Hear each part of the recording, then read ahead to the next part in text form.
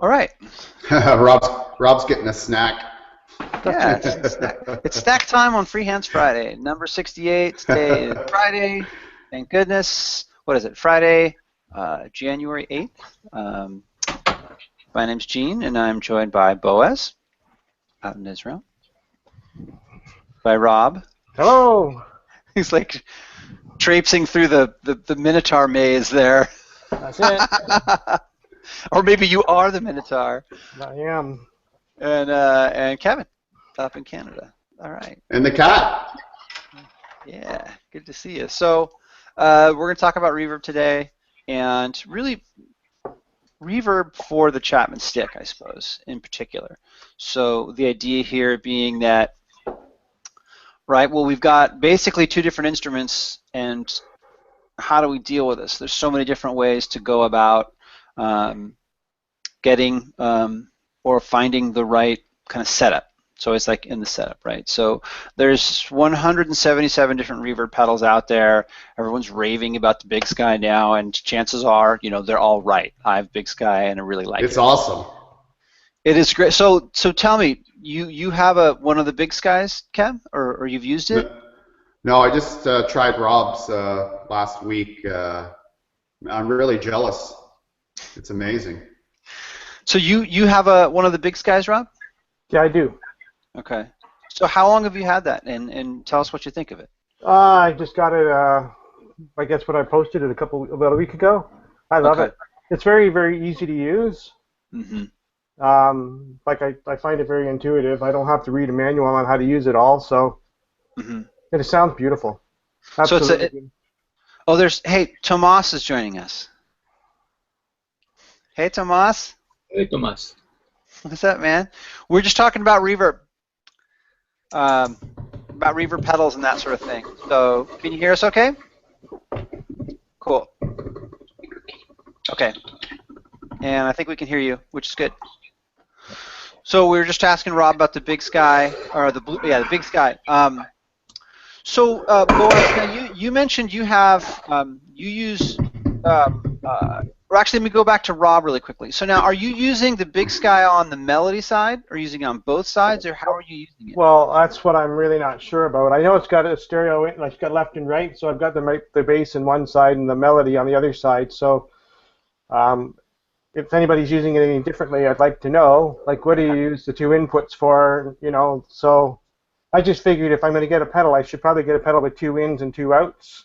Yeah. That's logical, but I suppose I could just get single ins and outs. I don't know. No, we're going to go into that. That's definitely something that I want to cover, because there's a lot of options out there, and so like this will be the session that sets it straight for like reverb forever going forward. So Boaz, what sort of solution do you use for? I think you had a pedal and then you were using amp reverb. Is that correct? Well, I'm using the Zoom Bluetooth multi-effect, the stump box, which actually lately I found out that I have some kind of, I don't know if you can see it, shimmer effect, which is some kind of small version of the Blue Sky. Haven't got into it too much, and also I'm using for the bass side. I'm using the GT6B. Okay, so here's a good example of two units. So you've actually got a separate reverb for the melody side on the amp, correct? Yeah. Well, on the amp, the natural, well, a little bit reverb on. For the amp? Total. Okay. And then, but you have a separate pedal for the idea is that you're using a pedal for one side, and that you're then using the amp for the other side. Is that correct? Yeah, completely different channels. Yeah. Got it. Okay. Okay. So there's another solution, right? So now we've got basically like if you're using a guitar amp, right? You've got reverb there, or you know a separate amp. Maybe you don't want reverb on your bass side. You know that's fine. Each channel has its own reverb. But so it's kind of options. Yeah. So now, Kevin, I believe you're using the HD500X. So now we're looking at two inputs with two separate signal paths, and you can set up and configure reverb for each one of those independently, right? Yeah, and I do use reverb on the bass side at all times. It never shuts off. It's always Okay. on. I like it. I just Okay. like it. Mm-hmm. Okay. Cool. So so now we've got like still another kind of option, right? Like we're using a multi-effects unit with separate signal paths. Obviously, the HD500 it feels like it was made with the Chapman Stick in mind. So Tomas, what are you using for reverb with your Chapman Stick? We can't hear you. We can't hear you. Okay, so we're gonna come back to you, Tomas. Okay, we'll come right back. So I'm using actually two different pedals for different reasons. I'm using the Big Sky just on the melody side alone. So I'm inputting a single input, one input coming in, and then two outputs coming out left and right. And then I'm using a separate reverb unit, and so I only use that. I use that pedal on my melody side, but my melody side has two channels, so it's on one side basically. It's kind of hard to explain. But then the second reverb pedal that I'm using is just a very small TC Electronics Hall of Fame. And so actually I'll pull up my reverb or my pedal board so you can see it really quickly. Let me move the cat here. We've got waffles. And I'll show you. And kind of what I'm setting up here right now is just the different ways that you can set up reverb for the Chapman Stick. There's so many different ways, right? There's no one right way. People want one pedal, they want one board, they want like one solution, and it's never that way. Okay, so here's the pedal board really quickly. So right here is the Hall of Fame Mini. So basically what's happening is my Chapman Stick's coming into the board here, separate left and right hand. And then what I can do is because it's got an aux out right here, I've got like a master channel for my auxiliary out, but then I've got the auxiliary on each channel, so I can actually control the amount of reverb that comes in and out for the left side and the right side. So that's like a basic reverb sound. And that's just, right, like, so if I'm just playing like a standard or something, whatever, I'm playing Alice in Wonderland or Vol Blues or something, right? You want like just like a standard simple kind of reverb sound. So that's what I use the Hall of Fame for, right? Just simple. It's like $70 on eBay, right? You can get them used. It's a mini, and you've got that tone print option. So if you want to change it, it's kind of a blessing and a curse. You have to kind of get up and underneath the interface, and you get used to it. But once you do get used to it, it's kind of fun to play with. I was kind of trying to get away from that, but I couldn't get away from that. So then I've got just like a basic sound. Now this, and this won't all be about my pedal board, but this is just one of the ways you can work reverb. So my melody comes into this volume pedal right here, which can switch between like basically two outputs. So you've got output 1 and output 2. Output 2 is going to the Big Sky here, right? So when I've got it pushed to this side, then I'm triggering the Big Sky. And the Big Sky is coming in mono and going out stereo. So that actually, when that comes into the board, that's coming into two different channels, which then the actual reference, I guess, is configured within the stereo reverb pedal itself. So it's running basically both sides into the same channel. So you're getting the true sound, the true stereo sound of the Big Sky. And then and like the Big Sky, as anyone who will attest that has one, has a lot of features, and we could do like a whole like program on just the Big Sky, because there's so much to know. But there's like 700 videos out there of guys like going through each setting, like here's the hall, here's the hall with more pre-delay, and here's the hall. So we don't need to do that. The Big Sky's rad. It's really expensive, and the frame, I don't know if you can see this, is like so high.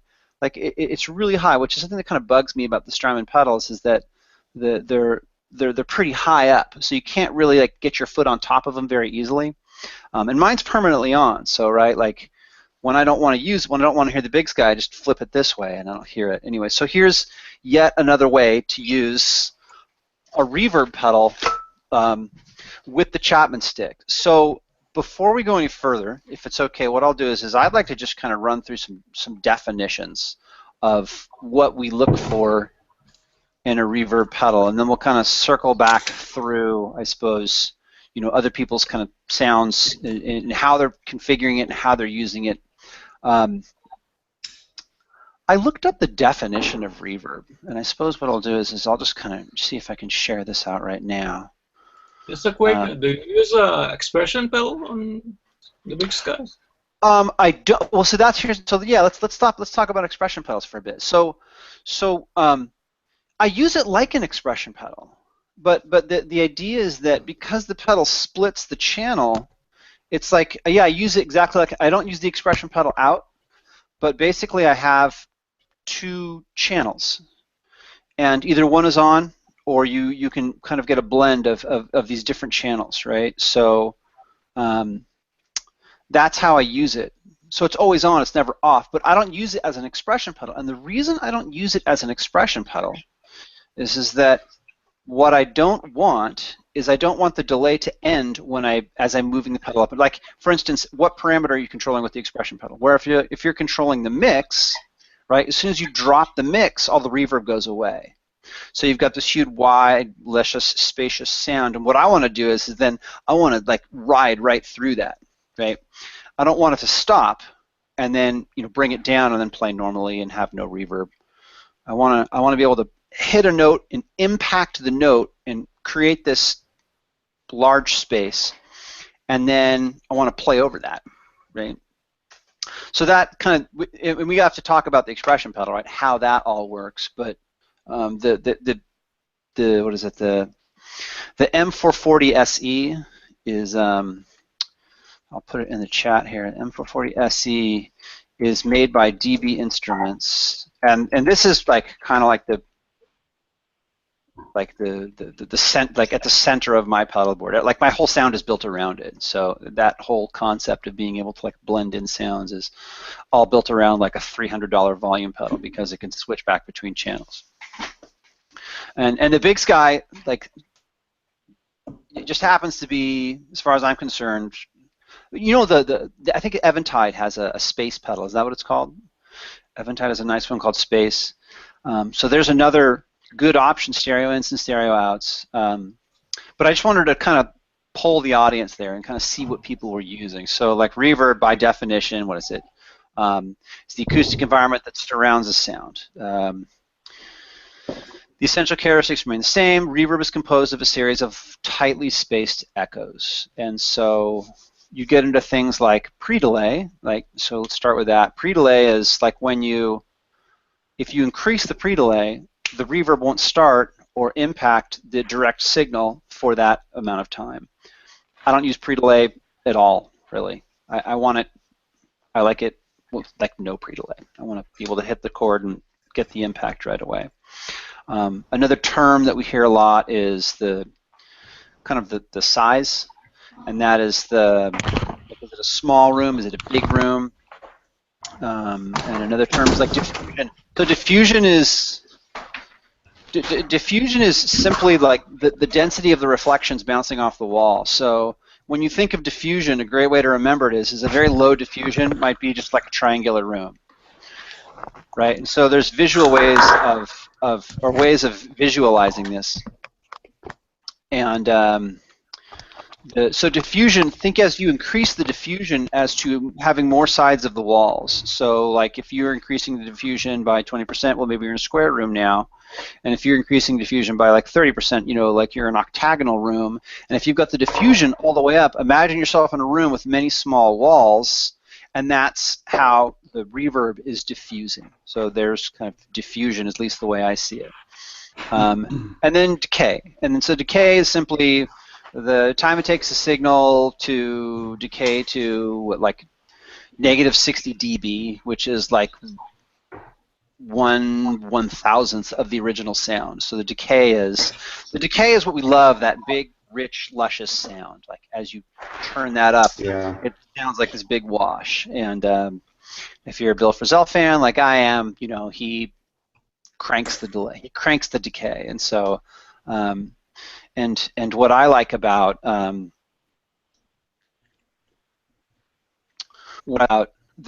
using an expression pedal, if you can set it up this way, is that it's almost like you can be in two places at once. And so that's kind of why I like that M440 SE, which has been my like dirty little secret forever, because you can use that a bunch of different ways. Guitarists will use it for like a Marshall on one side and a JC 120 on the other, and they can blend the sounds, you know, what they want more of and less of. And if you've got them mic'd in a live situation, you know, the sound guy's never going to know the difference. He's going to have the levels, you know, set the same, and it's just at some point you're going to have more of the Marshall or more of the JC 120. In my case, I just have straight sound, reverb sound. The reverb's always on, and so when you want it, you got it. So let's talk about really quickly about what was I going to say? So for cheaper, more inexpensive reverb units, the diffusion is going to be more apparent, which means it's going to have less of this luscious, rich sound. You're actually going to hear like little fragments in the way that it unfolds the sound. So it's almost like hearing like the seam, or seeing or feeling like the seam of the reverb connecting. Whereas with like the Strymons, which use these very fancy dancy Shark processors,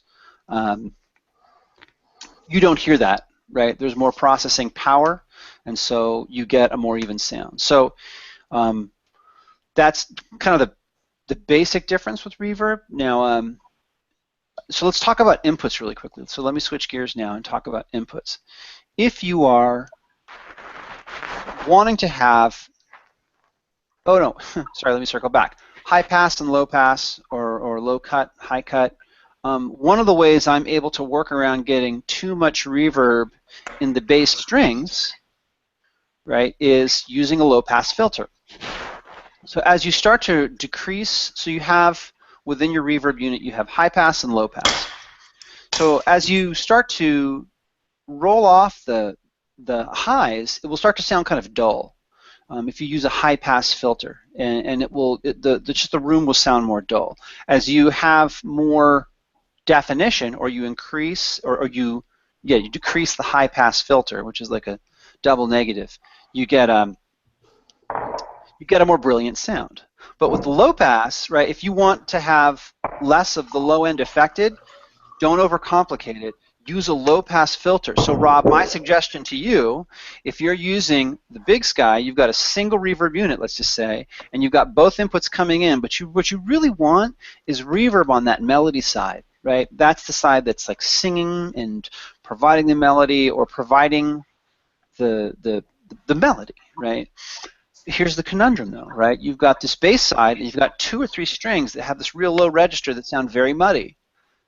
You can remove them by using a low-pass filter, right? So then what happens is the reverb unit processes the frequency of the direct signal that's coming in, and it cuts them out. So now you've got if you've got a 10-string like I do, you've got your 10th, your 9th, and your 8th string, which aren't that low, which are still getting that nice, luscious sound from the reverb, but as you get into those lower filters, you can filter them out. So can't. Well, I was going to ask if that's what the tone filter's for, then maybe to bring the lows down. Well, not necessarily the tone filter. The tone filter affects the tone filter comes afterwards, right? So the tone filter is so sound processed, then we process the tone. Okay. With the high and the low pass filters, that happens. What happens is it comes in and it says what frequency are you operating at. If you're operating at this frequency, you may come in or you may not come in. So that's when the reverb starts kicking in. What that actual frequency is determined using the low pass filter. And on the Big Sky, it's pretty easy to do, right? You just like low pass filter, play a little bit. Low pass, you increase it, decrease it, and with like the Big Sky, like a good half hour, just like 30 minutes of doing high and low pass filters, you can really realize those left strings on the 10th, 8th, or the 12th, 11th, 10th, and 9th strings on your 12-string instruments for you, if you have a 12-string, and so that's one way of, if you're using a single reverb pedal solution, that's how you can work that, and that will take some time. But I'm doing that with just that little Hall of Fame, that little red one. You just have to configure it in the user interface that's provided in the tone print tool. So for those of you who don't know, you're killing me, Kevin, with the big yawn. Jeez. I tried to hide it. So there's kind of like the basic parameters. We've got diffusion. We've talked about pre-delay. We've talked about high and low pass filter, or high cut and decay. So there's kind of like the building blocks. Again, there's already so many videos out there of guys who really know what they're talking about, whereas I'm like explaining as little bit as I can, and then just applying it to the Chapman Stick. So I suppose when we kind of poll the audience here, we all have different solutions, right? Kevin's using a multi-effects unit. He can affect each channel differently. He can set up and configure pre-delay, decay, high and low pass filters for each individual channel. He can run different types of reverb, right? Boaz is using a pedal on the melody side or on the bass side, and is using on a separate channel. He's using the reverb on the amp, right? So you still have that kind of separation. So you can still get what you're after and get two unique sounds depending on what it is that you need. Now, Tomas, I don't know if your mic's working yet. Have we got it working yet? Can you listen me now? Yeah. Hey, so are you using reverb when you're playing? Yes, on the POD, the HD500. Oh, okay. Okay. So same thing with the HD500. Yes. Okay. Yes. And is there a specific parameter? I seem to recall that they had something as the different types of reverb. I can't remember the terminology for it. But it was like exploder or something like that. There was some sort of term. Fragmenter or something like that, or super fragmenter or something like that. Do you recall, Kevin, like what the name was? No, I just found a setting that I like, and I haven't really messed with it since. I'm on a cave setting right now for both sides, okay. And I wasn't aware of this low pass filter stuff. I've never messed with that, and that might be something I'm going to look into, because maybe you'd like to reduce some verb on those really fat strings, right? Like, and that's something I've never even considered or knew that I could do. So I might look into that. But yeah, I'm a cave verb guy. Okay, you like the cave? I turn it on and that's it. I don't fuck with it. Okay. So Tomas, are you using do you know what type of reverb you're using in the HD500? It depends. I use all kind of reverb. It depends of the song, okay. Of the day, of the week. Okay. Good. Yeah, that's nice with the HD500. You have so many options. What nice option is to put the control of the mix in the expression pedal. You know. Cool. So. Idea. That's a great use for the HD500. Yeah. So controlling the level of mix if you want a whole bunch or if you don't want a whole bunch.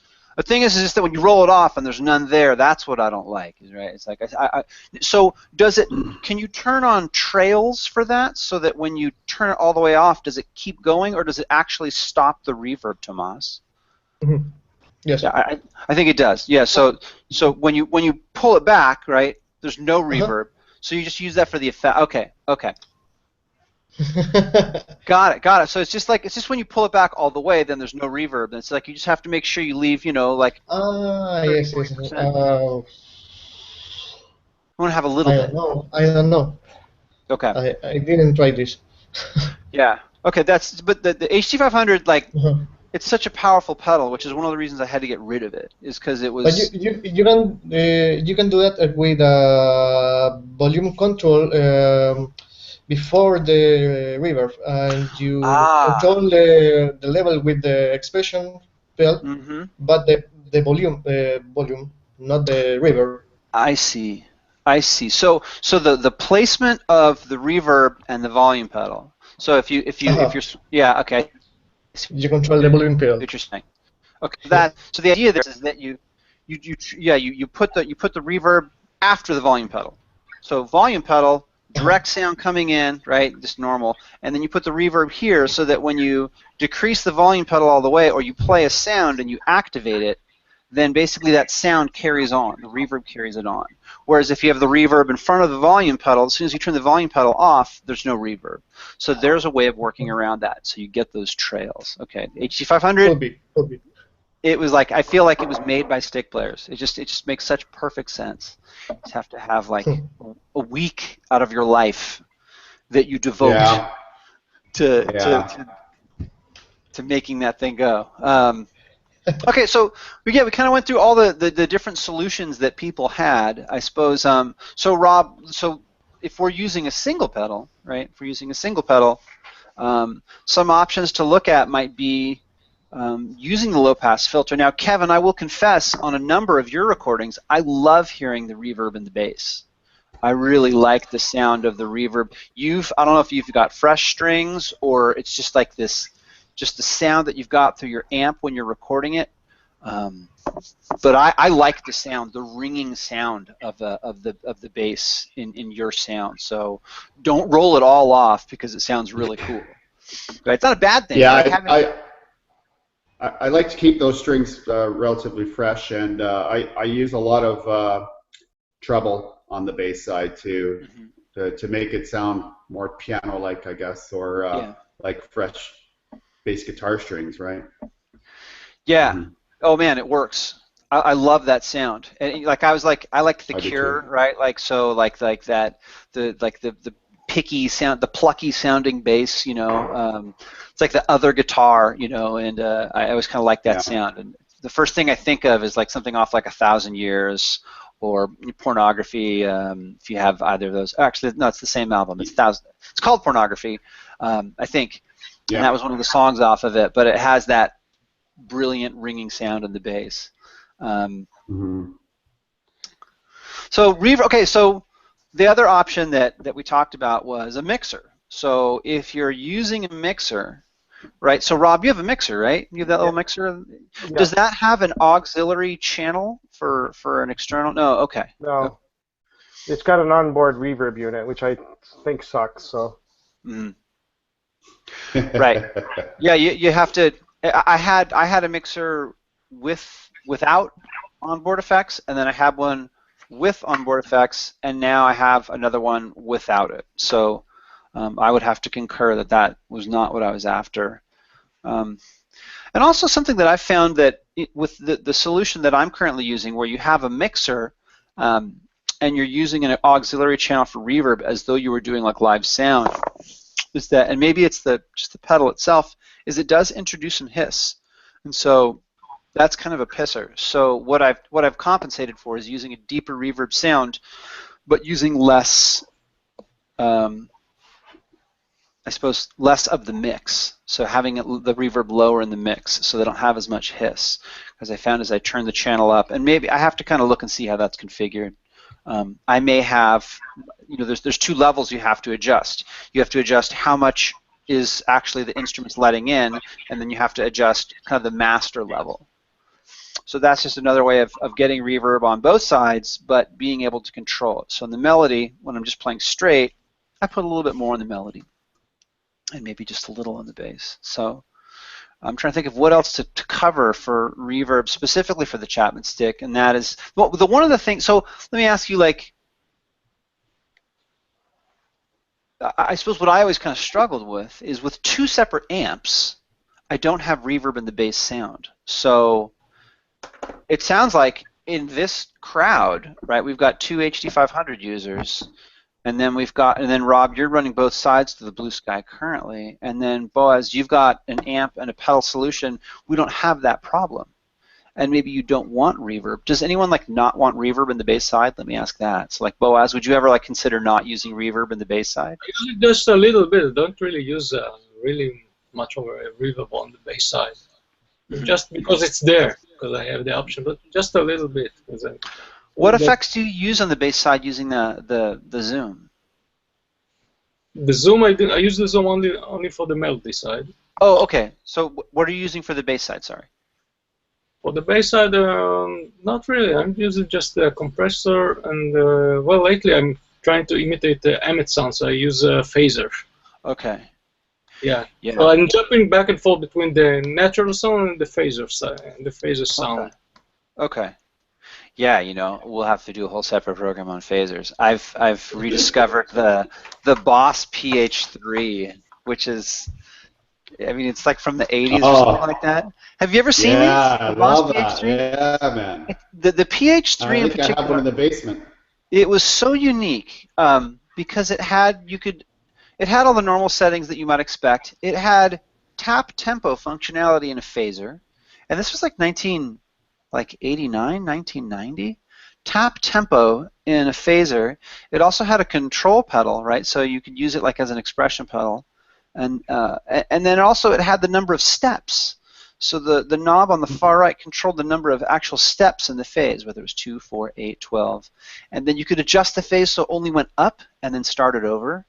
So it would phase up, and then instead of phasing back down, it would always just click back down and only phase up. And then you could switch that, and so it would always phase down, and so it wouldn't like phase up and down like you'd expect on like a phaser or a flanger, which I thought that'd be cool if I could use it, but I really just like knowing it's there. So TH3, like it's not on my board right now, but I have one. I actually didn't have enough cables, so the phaser was the first thing to go. But I agree with you, Boaz. I like having a phaser in the mix. So would you ever? So what are you using in the bass side like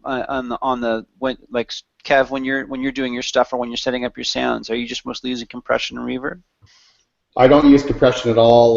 The reverb is always on, like I said, and I have a tri-chorus and a phaser or a flanger. I'll switch between the two. Okay. On the bass side, and I found a kind of a sound that I like, and I'm not as techie as you guys are, and I just like to find a sound that I like, and basically it's on all the time, so I don't really mess with it. There's something to be said for that, though. I mean, because I don't have any big deal for me. I love it. You like phase?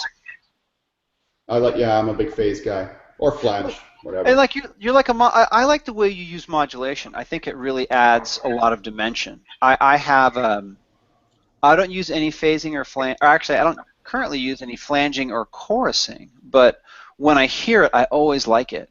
And it was you know what it was? It was too many years of playing fretless bass and second guessing my own tuning. And so I'm just like, I hear chorusing and I think it's out of tune, and I'm like, that's the idea, right? It's like, it's a chorus, it's not out of tune. But I had too many years of just shitty fretless bass playing, and then after a while I got kind of good at it. But I suppose I have some baggage, which is why I don't use like a chorus or something like that. Yeah, I'm big on the chorus. I like that kind of that Peter Hook New Order kind of tone.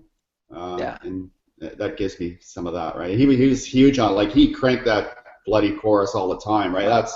That's integral to his sound on everything they've recorded, as far as I'm concerned. No, Peter Hook with New Order. Yeah. Okay. So you kind of have one setting and you just kind of set it, and you have like a kind of a Culbertson vibe where it's like, this is the sound, check it out, right? Okay, and that's good. I mean, I did that for up until about a year ago. Then I started to explore with the HD500, and now with individual pedals, and so and really Gene, go ahead. With the pod.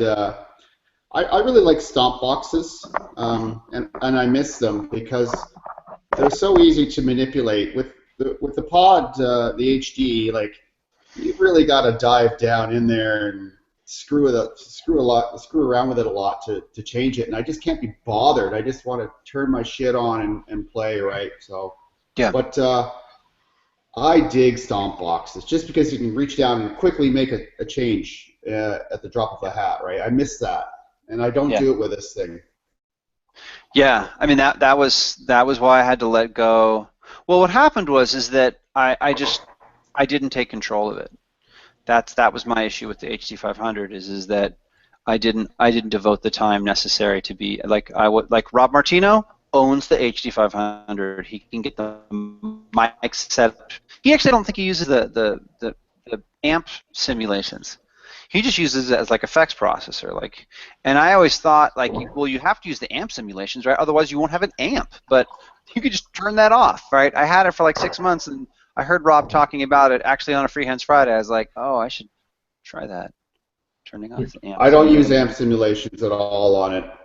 See, I'm the last to freaking Yeah. know. So, Tomas, on your HD500, do you use any of the amp simulations, or do you just use it as an effect pedal?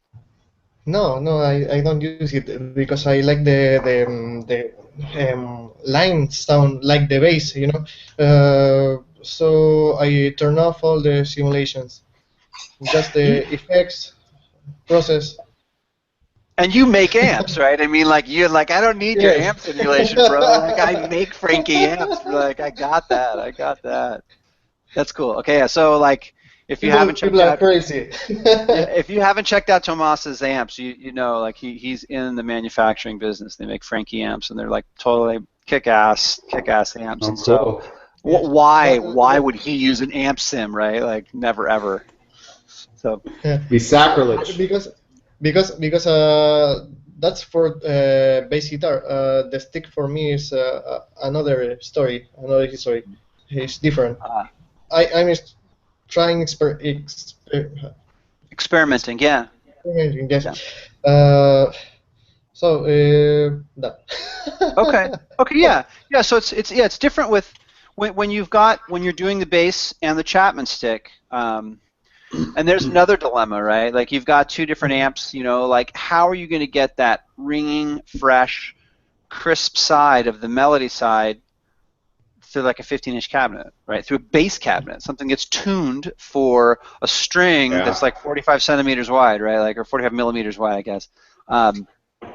So it's hard. It's a big. I remember carrying around like two SWR amps, like a 410 or two 410s, and also a JC120, and being on tour with that, and I was just like, I'm using a Chapman Stick on like maybe 2 songs, if that, and it just got to be too much, and that's why, now these days I'm using powered speakers, and I know there's a big trade-off there. Like you do miss a lot of that low end, but as Tomas kind of mentioned, I'm playing a stick, right? I'm not playing as bass. There's still bass lines that I'm playing, and I can still get the low end that I like, but it's never as good as.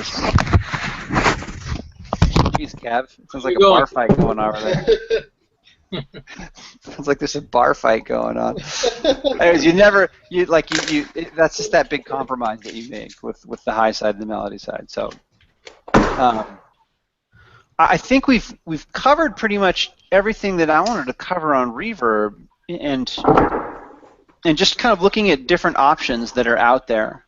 I think that one of the big dilemmas is bass side reverb. That's kind of a mystery, and then also like 2 channels, 2 units. Now in the past, there was a half rack unit, and I know that other rack units are out there like this. The SE50 or the SE70, which Greg and Tom G use, which basically allows you to affect the reverb on both sides. So basically, it's like 2 units. So you've got left in and right in, and you can affect them each with different levels. Like I use that. You can have like reverb on one side, compression on the other, or like fuzz on one side with just like whatever chorus on the other. You can affect them differently. And so that was actually a pretty powerful unit. That was a Boss unit that came out early 90s. And the SE50 was pretty noisy, but the SE70 was radically improved. And I think Tom G has like 7 of those. So like if you need one, maybe he's selling one, but I doubt it. So he buys like 2 of all his pedals or racks and stuff, so that they don't get kind of.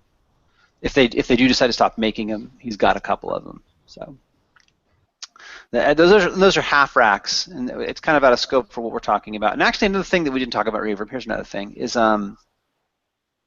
DAWs. So we didn't really talk about using it with Logic or Pro Tools, something to that effect. If you're using Ableton, like what kind of plugins? And that's a whole nother kind of Another world, yeah, exactly. I wouldn't even know where to start with that. So, are any of you guys using or recording Chapman Stick, using DAWs or using like Logic or Pro Tools? Negative. I only did that little 30-second video on Logic. On Logic, okay. Yeah. I own Pro Tools, but lately it stops working on my unit. What were you using, Boaz? Pro Tools. Pro Tools. Yeah. I used to use it, yeah, until it stops working. It's very sophisticated software. So for me, I used to work on it on a recording studio for many years. Okay. From Pro Tools version 3. Right. So they're on 9 now, right? No, it's 12 right now. 12, okay. Shows how much I know. I just like to get Logic and have something really easy, like really plug and play, which is what I'm told Logic is like. So that's a discussion for like a whole another realm. I suppose what I'm trying to do is just avoid talking about the big sky or talking about like the Hall of Fame or the Supernatural, all these different pedals, and talk about how it applies to Chapman Stick and our kind of dilemma with like 2 instruments, 2 inputs. How do we work around that? And so kind of in closing, because I figure like usually our shows have been going like hour and 20 minutes. I figure we'll kind of wrap it up. I think we've hit it on the head, and that is that there's no one solution. There's a number of different options you can go. You can go with, you know, like a single pedal on one side, which is fine, or 2 pedals on both sides. You can go with a single pedal with 2 ins and outs and use a low-pass filter. The thing is that you just have to be prepared to lose some of the low end in your melody side. So if you're using like a baritone tuning like I am on the right side, maybe you lose a little bit of that, maybe you don't. And that's just something you need to check as you go along. It's like a good half hour only playing with that one parameter. We have HD500, so multi-effect units with independent signal chains, very powerful stuff, and that's just finding the time to do it. And then more options that you have there, being able to control various different parameters. Something we talked a little bit about, but something that like is definitely a consideration is an expression pedal and MIDI. So those are like nice to haves. I don't know a lot of people that are using MIDI on their board, but that's kind of why I bought the Big Sky, because I want to get all those soft step pedals. Screen is falling. Geez, Kevin, you're a mess over there. I'm muting you. Sorry, Rob. Go ahead. No, one of the reasons why I wanted the Big Sky was because it was MIDI capable, and I can assign every knob to a MIDI controller. So if I wanted to use like a soft step 2, I don't have to bend over to tweak knobs because I don't. Hey, Dave. Dave's here. Everybody, I made it. Yeah, I don't want to have to tweak knobs, especially when you have a bald spot on your head. You don't want the world to see it. So, I've got it.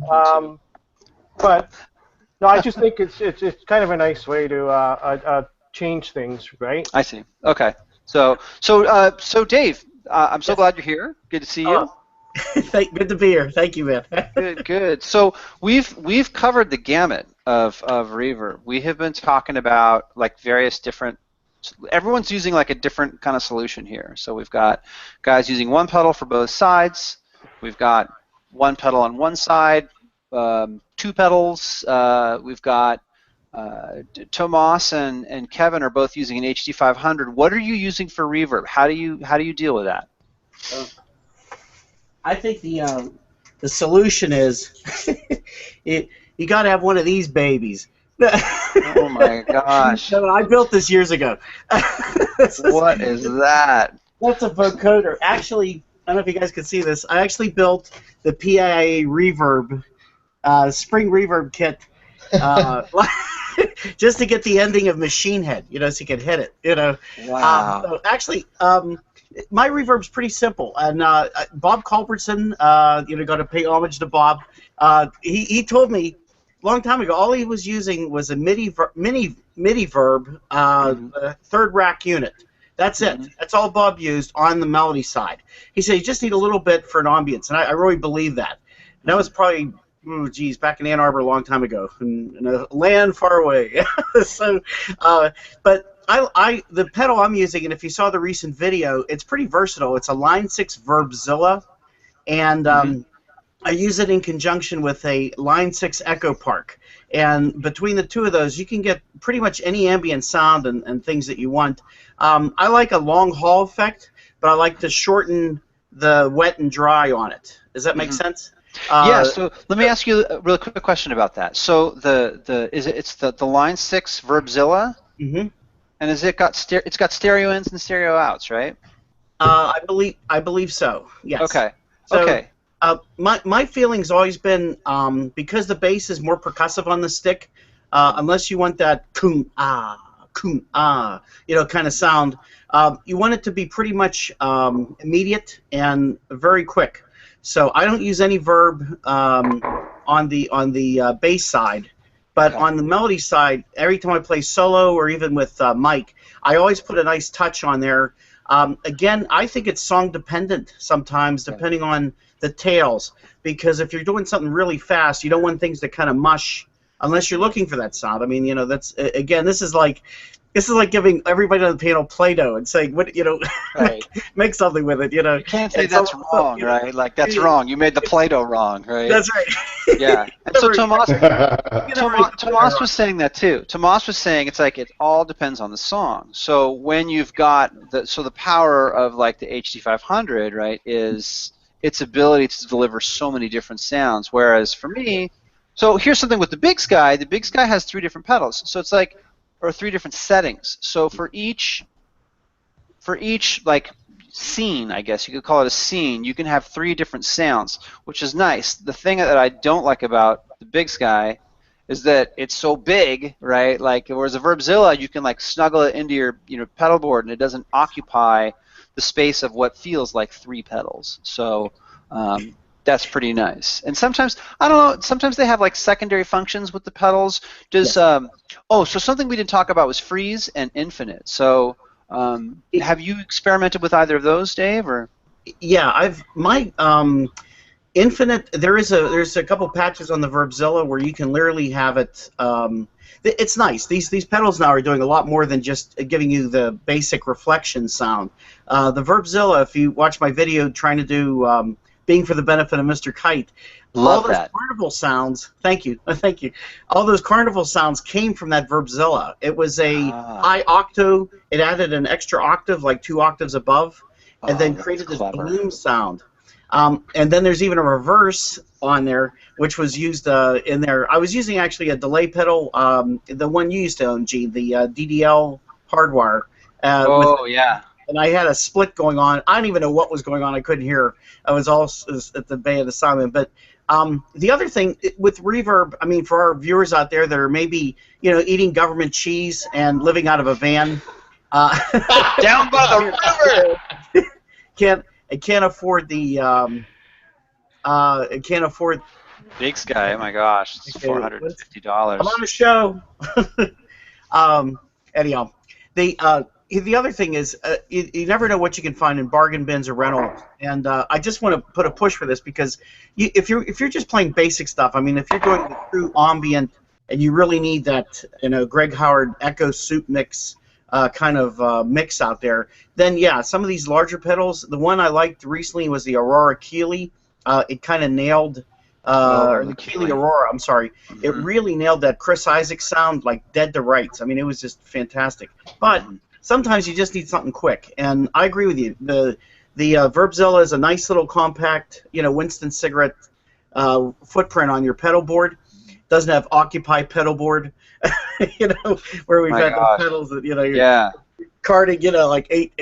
Oh, this is my pedal board. It's still going 8 feet that way. The Eventide and the Big Skies are about 7 inches wide, I think, maybe 7.5, and about 4 inches deep or something like that. I can get the exact dimensions, but they're not small pedals. And on top of which, something that I am learning now, when you're putting together a pedal board, you have to account for whether your power cord is at a right angle or whether it's straight.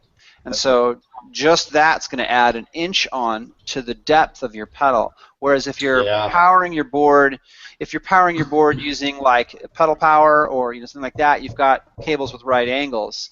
But if you're using proprietary power, it's a whole different game. Anyways, like size matters. Go ahead, Thomas. I'm sorry.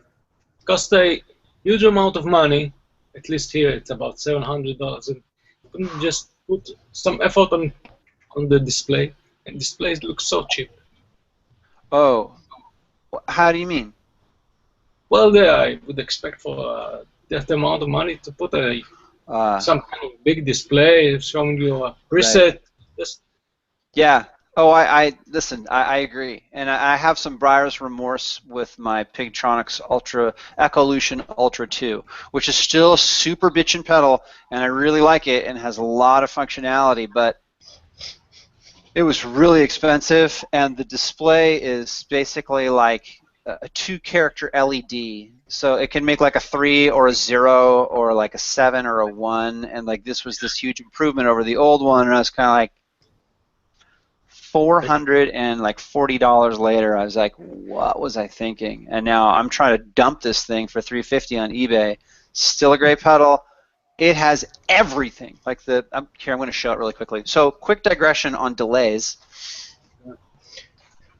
This is what I think probably the best delay pedal ever made. Is right here. It's the Echolution 2 Ultra Pro, Pigtronics. It's got stereo ins and stereo outs. It's got MIDI. It's got a remote input, so you can have. There's a whole separate pedal. It's about $50 that allows you to control some to like move through a couple of pre-configured patches, and then it's also got expression. So it has basically every feature that you would expect. Like if you were getting one of the Mobiuses, which is like Strymon's like super duper delay pedal, it's like the cutting edge. It's like there's not any sort of delay pedal out there that's better than it. It's also this cool stuff with LFOs and filters. It's unreal. And it's like one of these things with the HD500 where I'm using like 7% of it. And so I'm going to try and get back like 80% of my money. And probably just clear up the space on the board, for something else. But like my phaser, my little Boss phaser. But yeah, definitely size matters, and I don't need to pedal this big. I thought I was going to use the expression pedal on a lot of things, actually. I thought I was going to use expression on the Big Sky. I thought I was going to use expression on the Echolution, and I didn't end up using any of them. The one thing that I thought I was also going to use it for was the Strymon Lex, which is this rotary pedal where you can speed it up and slow it down. But there's a pedal that actually allows you to move from a low setting to a high setting, and so I kind of worked around it in that regards. Anyways, getting back to reverb and the footprint. Gene, before I get interrupted, I'm sorry. Yeah, for our fans in a van down by the river eating government cheese, that 700 is like, hey, I got to make rent for 3 months. Too much. I picked this up. This is I don't know how rare this guy is, but it's a Zoom reverb pedal. That's all it does. It was $20. $20. Wow. That's it. 2 lattes at Starbucks. And actually, it sounds really good. Man, if it works. And yeah, it works. And for practice at home, when I just want a little bit of sound, it sounds really good and it does the job. I know we're probably running up on time. I want to make this real quick. I think the big thing with reverb is it's a personal taste, like how much salt you put in a soup or whatever. But the main thing is listen to the tails. I think the tails, and after you make your initial sound and the early reflection, and then listen to the tails and see if that's what you're looking for. Even if you may never use it, this is a sound that's somewhere up in here. That's what I'm hearing. My David Gilmour Holy Grail sound. That is this going to fill my needs in the long run?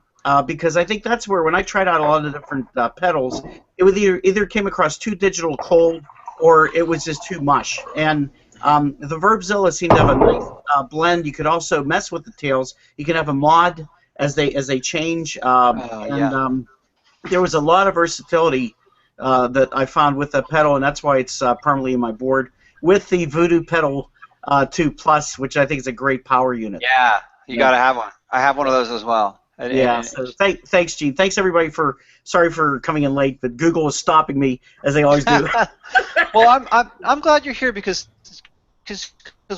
we talked about what I thought was most interesting about this collection is that we all had a different kind of solution, right? We were varying from pedals on one side to pedals on both sides, or a single pedal. We talked about low pass filter, Dave. So like another thing, like if you're running both sides into a pedal, you can use a low pass filter and filter out all the low end, so that you're not getting that. And that's another great solution that's definitely worthy of exploring. If you make that really radical, then you really do have a single pedal solution for both sides. But that will, you have to tweak it. You have to figure out what works. And I haven't actually sat down and done that with the Blue Sky because I don't use it in that context. But now that the more I'm thinking about it, it'd be really nice to be able to do and just have a separate setting so that if you're playing out and you don't need the whole pedal board, you just want to have one pedal with you, you've got your one pedal kind of sound, right? That's number one, maybe number two. And then also we've got, Tomas and Kev are using an HD500, so it's another solution. There's no right way. It's always and they can choose between different songs, right? So Tomas has a lot of different songs that he plays that require different reverb sounds for both sides, and you've got that kind of that option there, which is pretty cool. Yeah. Yeah, the other thing you may want to do, just if you don't have a low-pass filter, if you're able to side chain, you could put an equalizer in there and just pull out the frequencies that you don't need, and that may work also for you. Or just run it directly in line, going to your amp, and then pull those down. So it's nice to have a side chain if you can do it. If you can't, sometimes just a direct route with the EQ will solve it. And again, I think the guys using the higher end, if you're doing a lot of recording, you always got to think about headroom and hiss and all this other stuff that can come along. So generally, the better the unit, the better, more higher the quality of the sound. If you're playing in a corner at a restaurant, I'm sure someone in the back is having their pate going, "Oh, he's using a Strymon." Yeah. So you never know. So I had that last night. I had somebody checking out my reverb pedal. People start talking to you in the middle of a song, and you're like, dude, I'm putting on a show, right? I was just 9 people in the place, right? But still, these 9 people are depending on me for music. Can I please finish my song? So anyway, not a big thing. But yeah. People are morons. People are freaking morons. Why do they do that? I don't know. They gotta be idiots, man. Well, they're just curious. People are curious. They're curious. Yeah, well, no, people are idiots too. I would never do that to an artist. I want to end on that note. I want to end on that note, Kevin. I unless anyone can top that. Nope. All right. Well, listen, Boaz, thank you very much. Dave, I'm so glad you made it out. It's good to get your perspective and your guidance. Thanks, Kevin, a pleasure. Rob. Thank you. Tomas, thanks for making it. I'm so glad. I'm not quite sure when the next one is. I think do you guys have any ideas for next upcoming episodes? I haven't been featuring people as much because it's such a grind to do the scheduling. But if there's specific topics that you want to talk about, let me know. Yeah, just recommend a bit. Well, it's not about reverb, but just recommend a bit new effect I got in case you haven't heard it. Oh yeah. Let's talk about effects. The C9. Oh yeah. Russell Keating was talking about that. Yep. Yeah, there's the C9, B9, and the K9. I was afraid it's not going to work quite well with the stick because it was intended to work with the guitar, but it works amazing. Is that the organ sound? Is it the organ? Yeah, old organ sound, Hammond, and all kinds of. Basically, it has nine organs, but you can play with all the options and get many more. Are there ways to speed up and slow down the rotor on that? Well, it depends which organ you use. I see. Well, each organ has the mod wheel, which I see. Depends which kind of organ you use, and they do different stuff. Okay, that's cool. Yeah, there's a great thread that Russell Keating put out there because I think that we were talking about rotary pedals, and he brought that one up. So I might dig up that thread and actually attach it to this to the thread and the Stickist because it was really good. Because he kind of straightened me out. I was like, oh, it's just like a rotary pedal. He's like, no, it's an organ sound. Go listen to it, and I did, and it makes the guitar sound like an organ. It's not like a traditional kind of rotary pedal, which just is kind of like a very like subtle phase, right? No, it's not rotary at all. It's not rotary. Yeah. It makes it sound like an organ. Yeah, absolutely. With cool. No MIDI. With no MIDI, that's right. Oh, you know, maybe what we'll do is, I got to talk to Emmett about this, but we got to do the SY300 is this new polyphonic guitar synthesizer, which is pretty cool, and he's got one. So I might try to do something with him. You know what? We'll do that. We'll talk about Emmett's effect board. Here's the next upcoming Free Hands Friday. You ready? I just thought of it. You guys can let me know what you think. On January 22nd, we've got a stick night coming up, a NAMM night. Steve Adelson's going to be there. Jofflet's going to be there. Jim Meyer's going to be there. And then Claire Steger's going to play there. And then I think, this guy Nick Demopoulos is going to come join us. He plays this thing. I don't even know. It's called the Samoyed. It's an instrument that he made, and I don't even know if I've told anyone about this, but he's just going to show up with a bunch of stick players, and all the stick players, for the first time in their life, are going to go, "What's that?" It's crazy. He's going to be the oddball out. It's crazy. It's this crazy MIDI controller that he's created, and he's got this box with like blinking knobs on it. So we'll do Emmett's pedalboard. I'll see if he's up for this. We'll do Emmett's pedalboard on January 22nd, and we'll have him talk a little bit about it. And I'll sit down with him like out in Anaheim, wherever we're doing this, wherever Robin set it up. So that'll be our next Free Hands Friday for sure.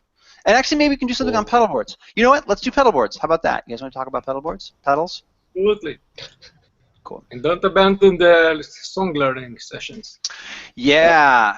Kevin, actually, why don't you think, or actually, you know, like Dave, if you guys have a song you want to show us, let's think of one that you want to do, because like I think the last one that Kevin did got, you know, like people like that. Yeah. They did. Maybe Mad World. That would be my suggestion. I would love to learn Mad World. How good are you with that one? I think it's extremely unimpressive. Even better. It's too simple. People would be like, "Wow, this is boring, dude." No, but simple. Are you serious? But if you have like 30 simple songs, right? Like you're gigging, man. Like so, like I want to learn that song. So like. Let's do a song learn. How about this? Let's talk about pedal boards maybe next Friday. Talk about pedal boards. Like Dave, we want to see your pedal board, right? All right. And Boaz, if you have like pedals you want to look, I'll make an announcement. We'll do pedal boards next weekend, and then probably the weekend after that, we may take off. But then let's look at Emmett's pedal board on the 22nd. Yeah. All right. Okay. Cool. Well, listen. Thanks everyone. I'm gonna actually end the call right now. So. Thanks for making it out, and I hope you guys have a great weekend and happy Free Hands Friday. Thanks, buddy. Thanks, everybody. Thanks, Gene. Thanks, everybody. Okay.